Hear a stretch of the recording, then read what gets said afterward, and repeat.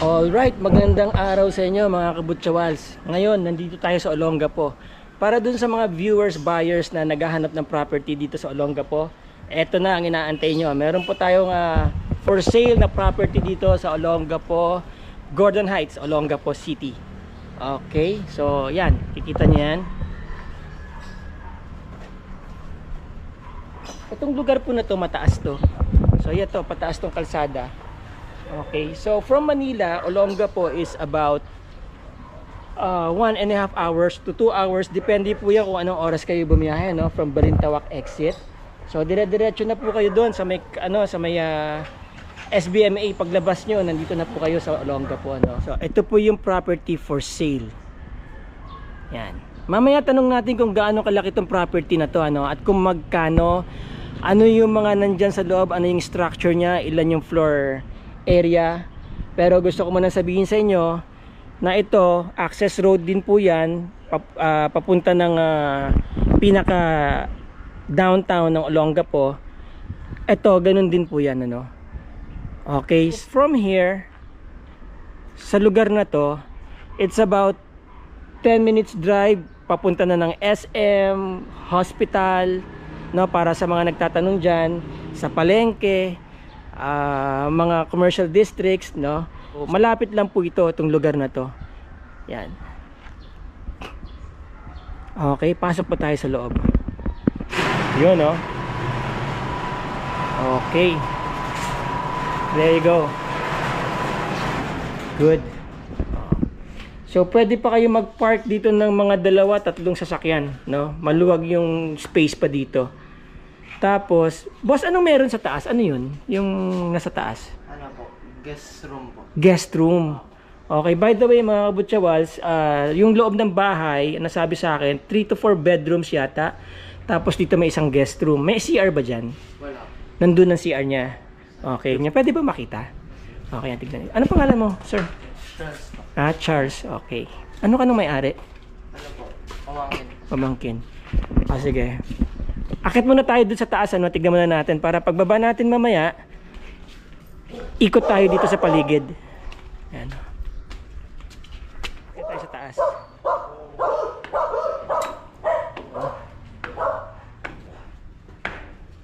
Maganda view dito, ha, mga kabutsawal. So, kikita niyo yung bundok. Andyan ang sunrise, no? Okay.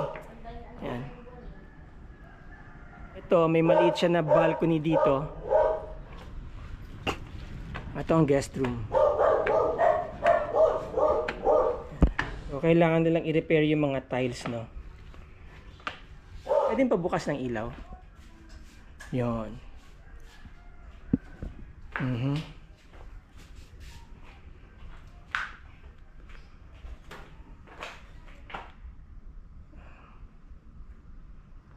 Okay. Dito tayo sa labas. Stainless sliding, no, yung pinakapintuan niya, pinaka protection niya sa ano. Yan. Doon tayo galing kanina sa baba, di ba? So ito yan. Grill na rin, ano, sa labas. May mga kailangang i-repair sa kisame, pero ano lang naman yan, minor ano lang naman yan, repairs. Tapos check natin dito. Ano, solid ang door. Alright. Ayan po, aratiris yan. Yung bilog-bilog na matamis ang bunga. Ay, ang ganda ng view dito, oh, nakikita nyo. Ayan.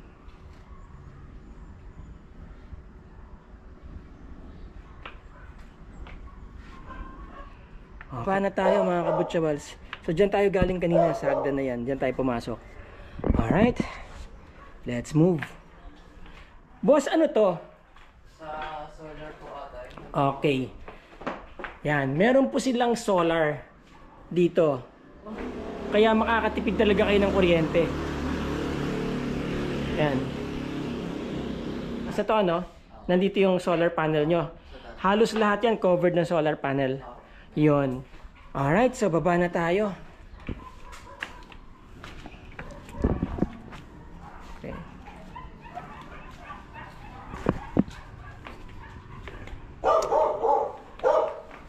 Dito, fish, parang fish pond to no? Check natin. Mataas ang fence ha, ayun.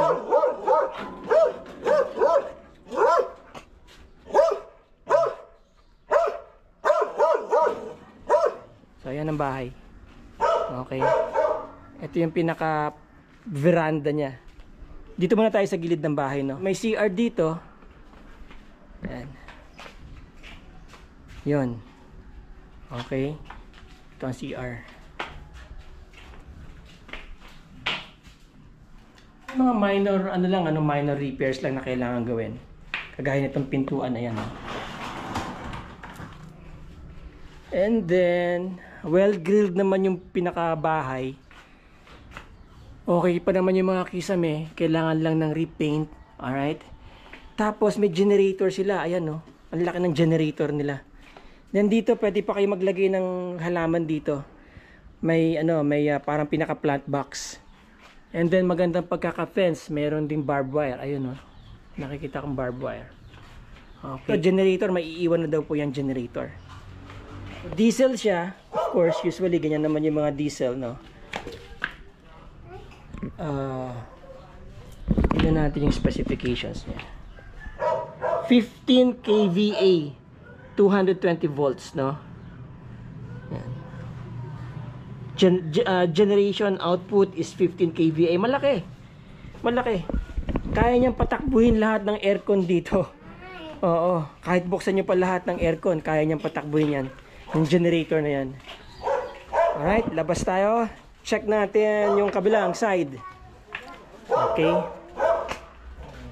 Tignan niyo po yung tiles. Yan yung tiles niya, no? Okay pa naman yung mga tiles so far. Okay. Tanong natin mamaya kung anong year to na-construct, no, yung bahay. Need lang ng mga konting repaint sa taas. Normal naman po yan. Okay, dito tayo muna sa gilid.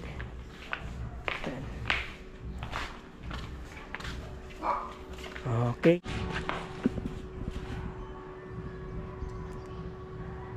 CCTV na po ako nakikita na naka-install, no. Tanong na lang natin kay ma'am mamaya kung yan ay maiiwan din.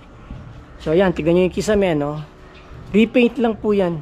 Wala pa naman ako nakikitang kailangan i-repair. Kung mapapansin nyo, yung gutter po niya ay powder coated, ano. Oh. Hindi siya ordinaryong gutter ang ginamit. And ito ang kanilang power supply. I guess switch to para sa generator, genset. Para sa genset to, no, sir? Pagka kailangan i-switch, automatic yan. Automatic under yung genset pag namatay yung pag walang power, automatic. Automatic under yung genset. Okay. Ang laki ng genset nyo, ha? 15 kVA. Ha? Okay. So ito yung pinaka dirty kitchen. Dito kayo nagluluto. Alright. Ayan, no.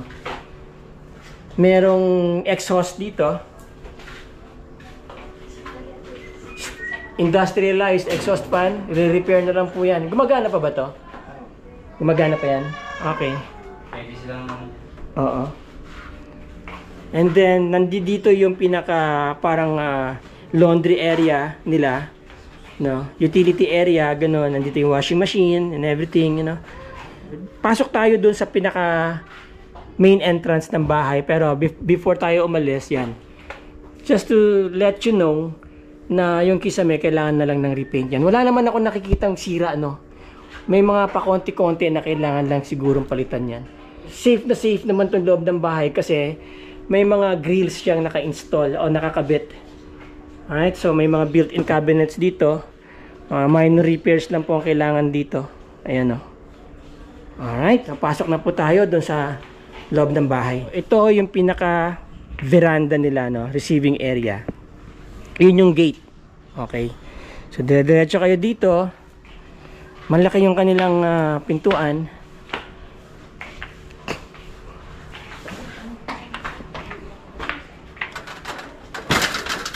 Ayan. Bukod doon sa screen door, ito yung pinaka main door nila. Ayan, no. Iba din ang design, ano. Merong anti-alikabok. 'Di ba? may brush sa ilalim para hindi pumapasok yung alikabok. So may salamin dyan para madali nyo makita kung sino yung nasa labas, no? Hindi nyo na kailangan buksan yung pintuan. Solid ang pintuan nila. Ay, pasok na tayo. Interviewin natin si ma'am. Yung may-ari kung pwede. Ito ang tiles. Yun. Centralized ang aircon dito sa living room. Ito po yung living room. Yan. Okay, napaka-cozy ng place na to, ha? Tapos yung pinaka-divider dito, salamin. Yan.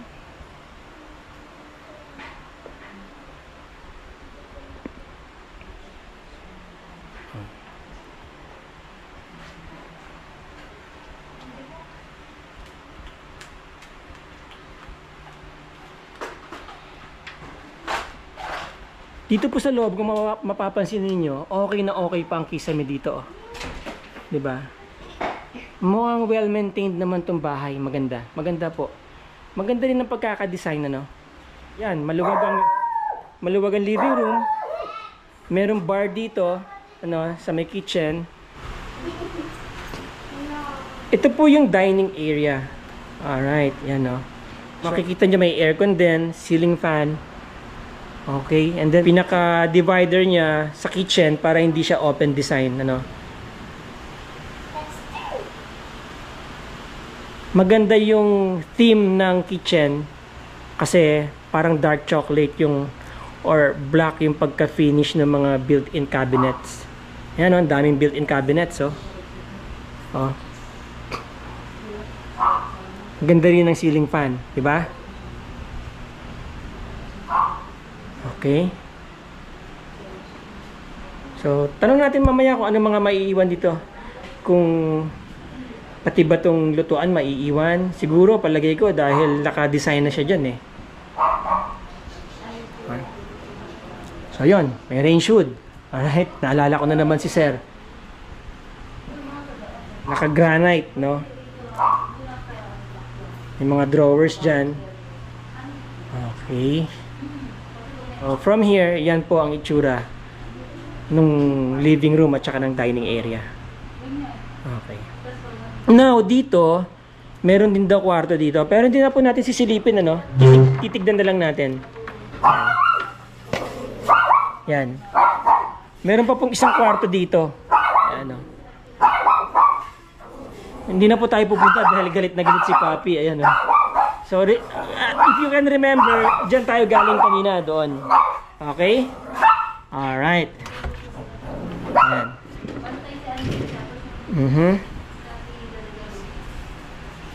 Nice. Nice place. Nice house.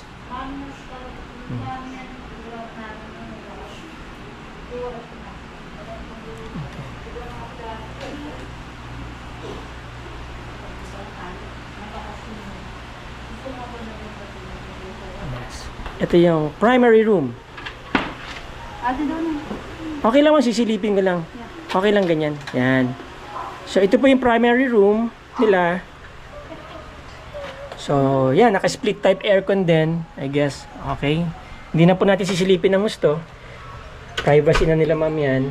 And then, dito ay nandun na CR. Ma'am, ito po primary room. May sariling CR. Oh, yan. Ito po yung going to the common CR. Oh, may CCTV din dito. Oh. Ma'am, okay lang makita kayo? 9 cameras.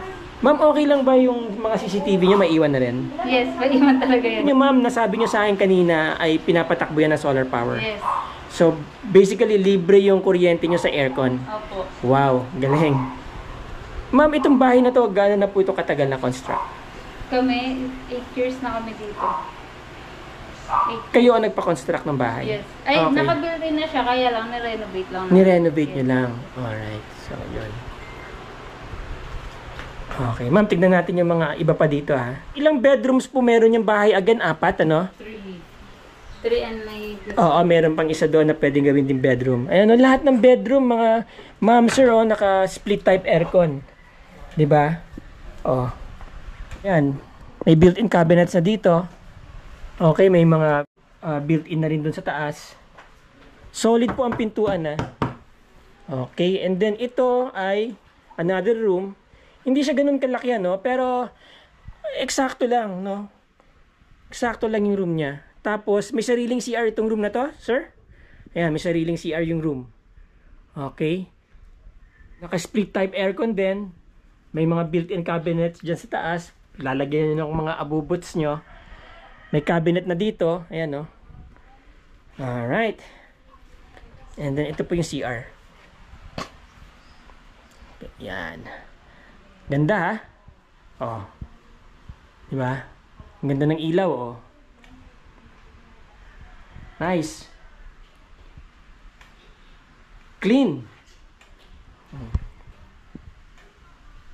Yan, naka-granite din, no? Toilet. Shower area. Okay, lavatory. Naka-tiles hanggang doon sa may ceiling, di ba? Hindi naman yung ceiling, no? Kundi hanggang doon lang sa may ceiling niya.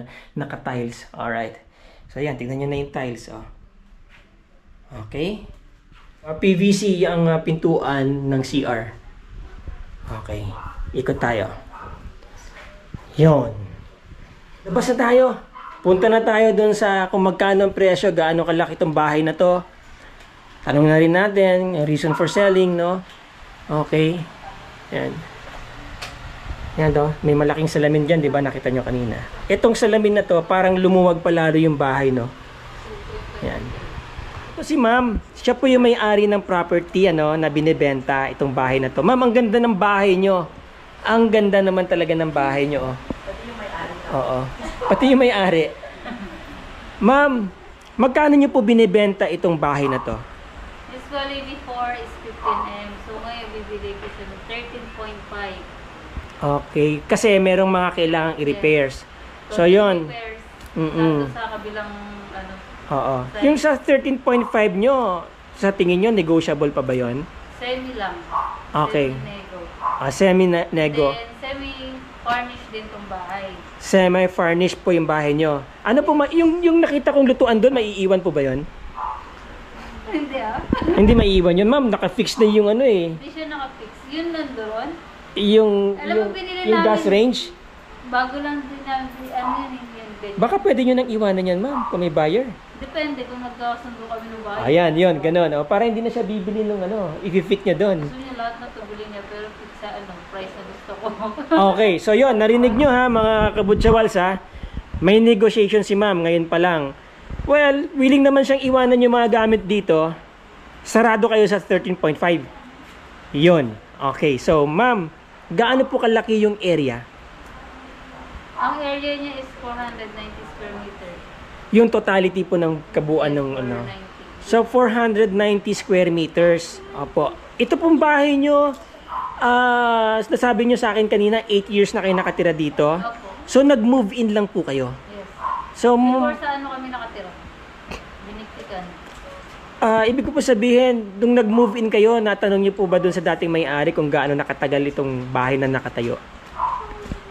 Sabi niya 4 years. More or less, nasa 12 years na itong bahay. Then ni-renovate lang. Then, nirenovate niyo po nung pag-move in ninyo, bago kayo mag-move in. Okay. And then, ano ba tatanong ko? Marami siyang na-add kasi marami kami na-renovate. Pati yung sa harap, kayo na nagpagawa nun, yung pinaka-guest room. Halos lahat to ni-renovate namin. Pati bubong. Pati bubong, palit lahat. Nakailang change ng roof to, dalawa, twice. Twice. Okay. Punta ka nga doon. Oo, nakita ko naman okay pa naman yung roof eh. Yung mga Opo, pintura lang. pintura na lang ang kailangan. Tapos ma'am, ano ba Tsaka tatanong? yung installation ng ano niya, ng wiring. Good. Maayos. Maayos, okay. Yung generator niyo ma'am, pagka nawala ng kuryente, Yes, mag-automatic. automatic aandar yung generator.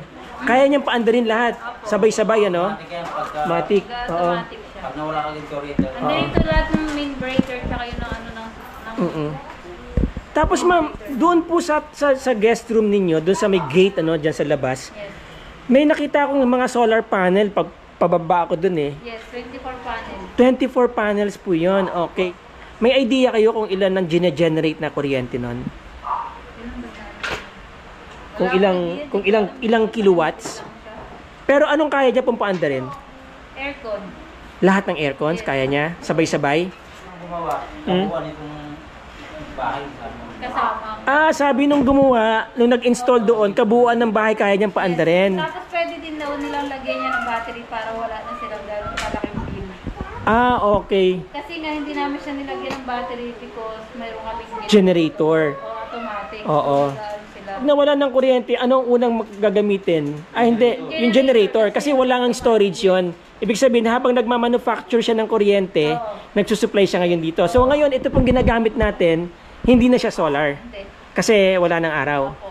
Pero kapag may araw, solar po ang gumagana. Yung pag-umaga lang yung ano, Yung solar. solar. Sa umaga lang, hanggang anong oras yung solar? Hanggang ano lang siya, 4, ganun. Hanggang Hanggang 4 in the afternoon. yes. Okay. At least malaki na rin natitipid. Ang namin ng AC, 10. 10 hanggang 4 or 3, ganyan. Bukas lang maghapon na AC nyo. Magkano bill nyo if you don't mind me asking? Magkano bill nyo? For bill namin, wala kaming solar. Oo. Nasa 15. 15. 17. Ngayon, Ngayon, bill namin, nasa 10. ang laki. Halos kalahati binaba. Kasi nga, Oo. wala siyang battery. Pero Oo. kung may battery daw siya, Mas matipid pa. Mga interesado po sa property na to, Olonga po, Gordon Heights po ito ha, Olonga po. Napakalapit po nito sa mga commercial district dito sa Olonga po. Okay? Wala pong baha dito sigurado kasi mataas to. Kontakin nyo lang po ako sa mga contact details ko dyan. Nandyan lang po. Click nyo lang yung more. Lalabas na lahat dyan. Nandyan ang Viber ko, WhatsApp, Globe, Smart, Facebook link, at saka yung aking email. Okay? Sasagutin ko po yung inyong inquiries within 24 hours. Hindi siguro immediately, pero within 24 hours, I promise you, sasagutin ko po yung inyong mga inquiries. And then, i-forward ko po kayo sa right contact person para makausap nyo po yung may-ari, si ma'am. Yung kanina, yung maganda, okay? And then, yung mga gusto po magpa-vlog ng kanilang mga properties, around Zambales lang muna tayo.